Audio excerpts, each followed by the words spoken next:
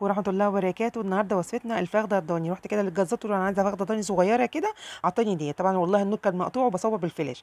هنجيب بقى السكينه كده، هنقعد نعمل فتحات، وبعد كده نحضر بقى التتبيله بتاعتنا: فلفل اسود، زعتر، جنزبيل، بهارات لحمه، سماق، ملح، ورق لورا، رشه جوز الطيب، رشه قرفه بسيطه، معلقتين كبار من الصلصه، معلقتين كبار من صويا الصوص، معلقتين كبار من الخل، ومعلقه كبيره من العسل.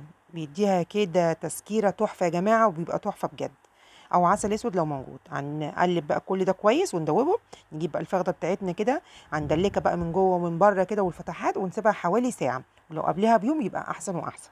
زي ما انتم شايفين كده، تحفه يا جماعه بجد. نجيب بقى ورق الفويل بتاعنا، هنحطه كده ورقتين عكس بعض، ونحط بعد كده ورقه من الزبده عشان ما يتفاعلش مع اللحمه. بعد كده هقفلها بورق برضو زبده، وفوق منها برضو الورق الفوين كده، وهي هتستوي على البخار زي ما انت هتشوفوا. طبعا الفرن قبلها ساخن. هي اخدت مني حوالي ساعتين وتلت، على حسب طبعا حجم اللحمه وعلى حسب الفرن بتاعكم. هنسيبها كده لحد ما نخرجها كده من الفرن. بصوا بقى الجمال والعظمه لما تطلع. بصوا يعني شوف براك، ولا كأنكم قاعدين في تركيا. بصوا الجمال. هي كانت سخنه وانا مش عارفه امسكها بجد والله يا جماعه، بس كانت دايبه دوب فظيع. بصوا زي ما انتم شايفين كده، تحفه يا جماعه. يا رب الوصفه تعجبكم.